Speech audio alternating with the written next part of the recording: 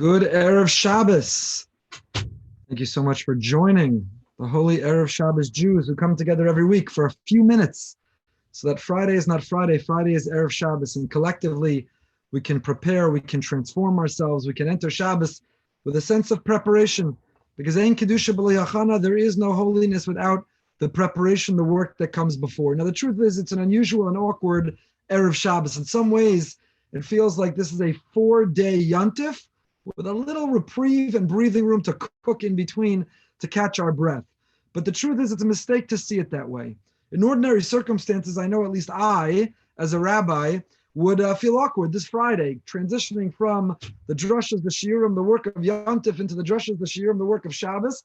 But this year and this circumstances, which in so many ways is a crisis and uncomfortable, in other ways is incredibly comfortable and presents an opportunity. I'm so excited. I can't wait for Shabbos. We've gone from chametz being the enemy to lechem mishna challah being a mitzvah to eat. We've gone from Yontif, which is done by choice, Mekadesh Yisrael v'azmanim, we the Jewish people establish the calendar, we endow and imbue it with holiness, to Mekadesh HaShabbos, where the Kedusha, the holiness comes from above, God brings it down, ready or not, here it comes, it's built into our calendar, we count 6 days, and the 7th is the Holy Shabbos. We've gone from a holiday centered on reliving the experience of leaving Mitzrayim to a Shabbos, which comes each week, Zeichel Yitzias Mitzrayim, which liberates us. I don't know about you, but 24 hours of being able to check the news again, 24 hours of unfortunately terrible statistics and data, 24 hours of such ambiguity and doubt and uncertainty of what will be and when will it be, it's enough to make me want to go back and immerse myself in Shabbos yet again. Shabbos is that place we go to, that protective cocoon. It's not we're denying reality, we are realists. But 24, 25 hours, we taste Me'ein Olam Haba. It is a taste, a portion of the world to come. So I want to spend our few minutes today learning a beautiful piece in the Slonim Rebbe, the great Rav Shalom Noach Berzovsky Zatzal, who has a beautiful insight that actually touches on our parsha as well. We'll put it all together, hopefully, in just a few minutes. And it's based on the Gemara in Shabbos. The Gemara in Shabbos Daf Yebez tells us, when we discussed this a few weeks ago, a person has to check their clothing. You go out, and if there's no Erev, we've become accustomed, we're used to, we take for granted an Erev. There are communities that don't have, there are communities that announce the Erev is down. So we all remember that, strictly speaking, we are forbidden from carrying without an Erev. But if a person lived in a community with no Erev, you'd be obligated to check your pockets, make sure you're not carrying anything as Shabbos is coming in, to position ourselves and ensure we're not going to violate Shabbos. The Slonim Rebbe quotes one of his ancestors, Marna Saba Kedoshim Yislonim, who reinterpret this to mean not only check big dough your clothing, but bigida, check your rebelliousness. Shabbos comes at the end of a week. Shabbos is a time for self-reflection, for evaluation, introspection. It's the opportunity, a filter through which we evaluate. How did I do? Was I patient? Was I calm? Did I fill my time with holiness? Was I kind and sensitive to others? Was I mindful and present in my davening, in my learning, in my interactions with other people? We evaluate and we take an accounting because, as management gurus have taught, what gets measured gets managed. Peter Drucker, the great management guru, what gets measured gets managed. Erev Shabbos, chayv adam lemashmesh bebigdo, a person has to check, evaluate, introspect. A person should look at, was I rebellious?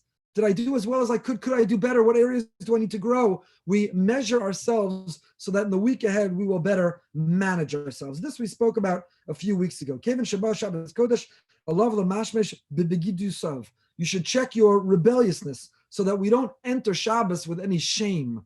By evaluating how I did, I can set my shame aside, my guilt, what I regret. We can go into Shabbos unburdening ourselves, relieving ourselves. We can go into Shabbos feeling good and positive about who we are and the weekend, the time that we're going to come. We don't have to beat ourselves up. We don't have to relive the same mistakes. Erev Shabbos is a prime time to set on the calendar.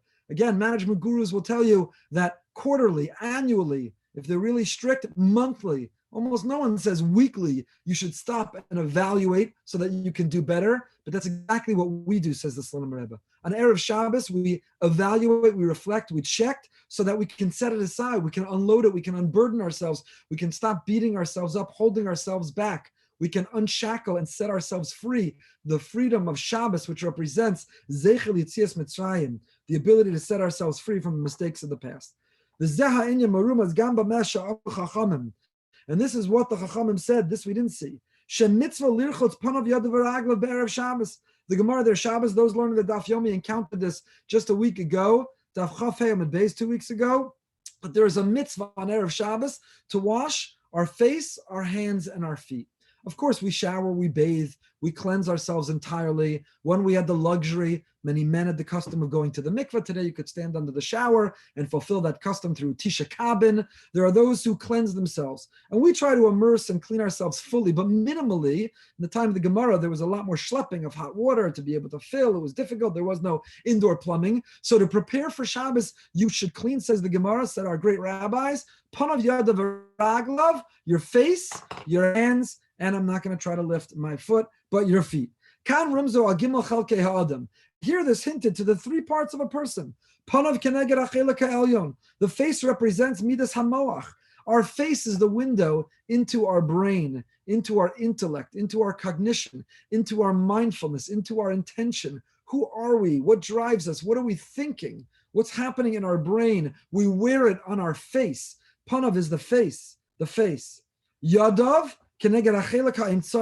Our hands represent our inner portion. Umidos halev. We are able to execute. We put into action the intentions of the heart, the feelings of the heart, the emotion of the heart through our hands. And raglav keneged midos ha'ivarim. Our feet represent our other organs. So whether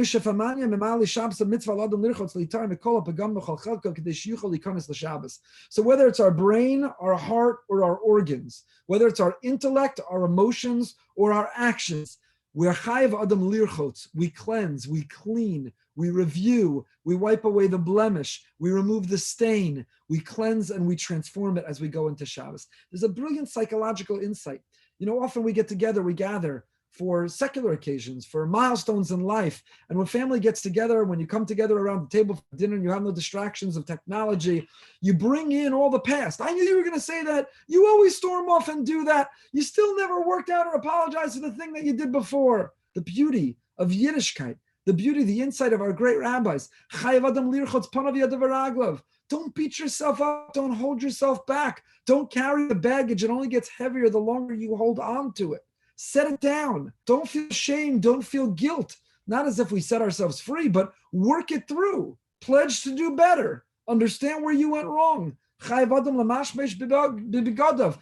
not only your clothing, but your rebelliousness, because then you can have the happiest Shabbos. Then you're not enslaved. Then you're not burdened. Then you're not shackled. We set ourselves free from our own self-imposed shackles when we're willing to let go, when we're willing to move on, when we're willing to forgive ourselves and forgive others, when we're yirchotz panav yadav raglav, when we clean our face, our hands, and our feet, our brain, our heart, and our actions. The Zohar says the following: Hafoch boshes v'tishkach Shabbos. The same letters, Beis Shin Tov, the same letters write the word boshes, shame, and Shabbos. Why? Because when you transform shame, you discover Shabbos. Through a sense, a healthy sense, not a sense of shame that you beat yourselves up, not a shame that you're embarrassed, but a healthy sense of shame. Shame is the pain sensors. It's the nervous system of the soul. Just like the body is a nervous system, and a person with a neuropathy is unable to feel pain. And when you can't feel pain, you're truly in danger. Because if you can't feel pain, you don't know that something's wrong. You don't know that you have to have it fixed. The same is true for the soul. Shame is the nervous system of the soul. If you don't blush, if you don't feel shame, if you don't recoil, if you're not embarrassed by mistakes that you've done, then the nervous system of the soul is broken. You don't know something is wrong. You don't know that you need to fix it. There's a healthy sense of shame in saying, that's beneath me. I could do better. I don't have to look at those things, say those things, react that way, feel that feeling. I don't have to waste that time. I could do better. I'm ashamed of the mistakes I've made. Such a sense of shame doesn't hold us back. Such a sense of shame actually lifts us. It propels us. And a person who can engage, evaluate, feel shame for the mistakes we've made, and then let go, can go into Shabbos. From Boshes to Shabbos. What an incredible transition. A transition that liberates us. A transition that frees us. What is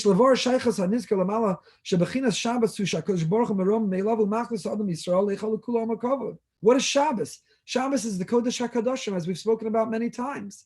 Shabbos is in time what Mishkan is in space. Mishkan and Shabbos, tabernacle and Shabbos, are juxtaposed in the Torah several times. Why? Because what the tabernacle, what the Mishkan, what the Mikdash represents for holiness in space, Shabbos represents for holiness in time. Shabbos, Hashem invites us and says, come into not only my Kodesh, come into my Kodesh HaKadoshim. Each one of us is the Kohen Gadol of Shabbos. We all have a place. We are all leaders in the sanctity, in discovering the intense presence of Hashem of Shabbos. So how do we merit getting into the Kodesh HaKadoshim? It's the Holy of Holies. It's reserved for the most righteous, virtuous, meritorious. Who are we? Lowly, pathetic, nebuch, reject, oisvarfs, who speak lowly, who look lowly, who think lowly, who act lowly. We fail to meet our potential. We're spiritual underachievers. Spiritual underachievers have a place in the Holy of Holies, in the Kodesh HaKadoshim. We're invited in. There's room for us. The answer is, says the Slonim Rebbe, and here's the connection, the Dvar Torah for your table for our parsha. The answer is, how did Aaron merit to get into Kodesh HaKadoshim in space, the physical manifestation of the intense presence of Hashem? Our parsha. What's the story? As it says, Rav Chaim Vital, Amashamar Moshe Aaron Lama Tabosh, Lekach Nivcharta, the beginning of our parsha, Parsha Shmini, when Moshe says to Aaron, Nu, Krav Al Mizbeach Vasei, Nu, it's time to come forward. Spring training is over. The experiment time is over. Dress rehearsal is over. Let's get to work. It's time. The curtain's coming up, Aaron. It's time. It's lifting on you. And why did Moshe have to say, Krav, come close? And the answer is, Chazal say, because Aaron was hesitant. He wasn't ready. And why was he hesitant? So we tell because he was bosh, he was embarrassed. Why was he embarrassed? Because the corners of the mizbach that stick up look like the horns of an ox. And when Aaron saw it of an egel, he said to himself, he saw the image of an egel and he said, ooh, cheta egel.